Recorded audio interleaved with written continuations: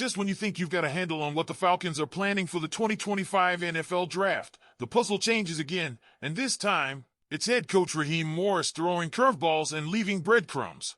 I'm going to break it down for you in detail, so be sure to hit that like button. Falcons fans, stay tuned, because what we're about to reveal gives us the clearest picture yet of what Atlanta might be planning with the 15th overall pick, and how it connects to a rapidly changing locker room. Let's start with the headline no one saw coming. Veteran safety Justin Simmons, who joined the Falcons in 2024 and had a quiet year, is now a free agent. He's thrown just 2 interceptions and recorded the worst coverage grade of his career. And yet, when asked about his time in Atlanta, the first name he mentioned wasn't Jesse Bates III. It wasn't Grady Jarrett. It was Michael Penix Jr., yes, the rookie quarterback. According to Simmons, Michael Penix is the man. Leave that aside for a second. Simmons is a 2-time Pro Bowler with years of experience reading quarterbacks. He knows what real talent looks like. And he didn't just toss out Penix's name casually, he highlighted competing against him in practice and was emphatic in his praise.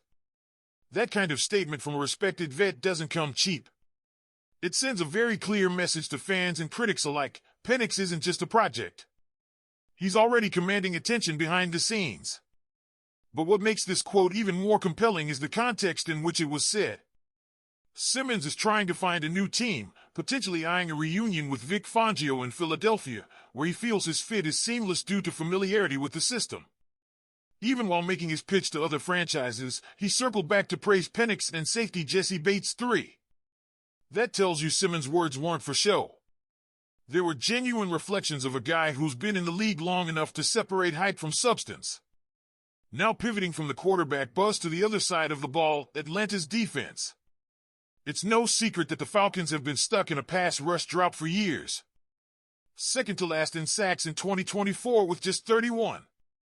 No top 10 finish in that department since 2004. That's a brutal stat.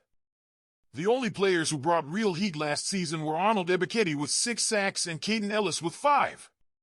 Beyond that, it's been a rotating door of underwhelming pressure. Which is why the Leonard Floyd signing stood out. He comes in on a $10 million deal, the only free agent with a cap hit over $5 million, because Morris trusts him. They worked together in Los Angeles, and Morris flat out said, "We need rush." Floyd has 48 sacks over the past 5 seasons and brings an immediate upgrade. But here's the catch, it's not enough. Not even close. We can't have enough edge, Morris emphasized, clearly signaling that Atlanta's offseason isn't done. You don't spend spring flying around to Georgia, Marshall, Ohio State, and Texas A&M unless you're on a serious mission. Morris was spotted at pro days for Michael Williams, Jalen Walker, Mike Green, J.T. Tuamalo, Jack Sawyer, Shamar Stewart, and Shamar Turner. Let that list sink in. It's a who's who of front 7 monsters, many of whom were pegged as first-round picks. And all of them have been tied to Atlanta at some point in the mock draft cycle. So what does this mean for the 15th pick?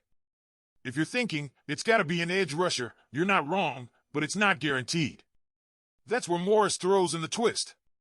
Despite all the scouting, all the buzz, he's not committing to an edge in round 1. You don't necessarily control the draft, he said, clearly leaving the door open for a best player available approach. In other words, if someone like Michael Williams is gone by 15 and the board falls a certain way, the Falcons might pivot. Maybe a defensive tackle. Maybe a versatile linebacker. Maybe, if the right offer comes along, a trade down. This isn't just smoke. It's strategic ambiguity. Morris knows the league is watching. Every GM and scout is looking to project Atlanta's move, and he's keeping it fluid. But behind that ambiguity, there's a clear pattern: defensive investment. Floyd, Morgan Fox, all these pro day visits, the release of Grady Jarrett, and Simmons' free agency exit. The Falcons are quietly retooling their entire defensive identity. Speaking of Morgan Fox, let's not overlook that signing. He brings 15.5 sacks over 3 years with the Chargers and gives Atlanta another proven producer in the trenches. But like Floyd, Fox is not a long-term solution. He's a bridge. What Atlanta needs is someone they can build around, an identity piece. That's what makes these edge rusher evaluations so crucial. Will it be Michael Williams if he falls? Mike Green from Marshall, who had an insane production year? Jalen Walker, the linebacker out of Georgia, who some believe has elite NFL tools. Or will it be one of the Ohio State names like Tuamalo or Sawyer, who come with big game reps and proven resumes? It's also worth noting that Matthew Judon likely won't be back. He was second on the team with 5.5 sacks last year, but Atlanta isn't pursuing a reunion. The message is clear: they're moving forward, not back. It's time to reset the front seven and get younger, faster, and more explosive. So let's connect all the dots. You have a rookie quarterback already earning praise from respected veterans. You have a defense that's been reshaped with targeted free agency moves. You have a coach who's been personally attending pro days, watching the best edge talent in the country. And you have a team that desperately needs to fix its pass rush if it wants to compete in a division that's getting more dangerous by the year. That makes the 15th pick in this draft one of the most important selections in recent Falcons history. They've hit before. They've missed before. But this time, the pressure is real, and the expectations are sky high. So here's what I want to know from you, Falcons Nation. Who do you want the team to take at 15? Do you trust the direction the defense is going? And how much weight do you put into Justin Simmons' praise of Michael Penix Jr.? And now that the picture is clearer, let's talk about the reality of where this team stands heading into the draft's final stretch. The Falcons have built the outline of a new defensive identity, but they haven't colored it in yet, and pick 15 is their boldest stroke. They've signed Leonard Floyd and Morgan Fox, yes, but those are experienced placeholders. The long-term solution still lies in this draft, and Raheem Morris knows it. What stands out is the range of names he scouted personally. Michael Williams, Mike Green, Jalen Walker, J.T. Tuamalo, Jack Sawyer, Shamar Stewart, Shamar Turner. It's not just volume, it's diversity. Interior guys, edge threats, versatile hybrids. Morris isn't narrowing the funnel, he's expanding it, watching for the best fit, not just the biggest name. But remember what he said: you don't control the board. And that honesty suggests Atlanta might not force the pick. They'll be aggressive if the right player falls, but if not, a trade down could absolutely happen. That flexibility is what separates smart front offices from desperate ones. With the defense ranked 23rd in both total yards and scoring last season, there's no room for missteps. And while much of the attention is on the defense, don't sleep on the quarterback story unfolding behind the scenes.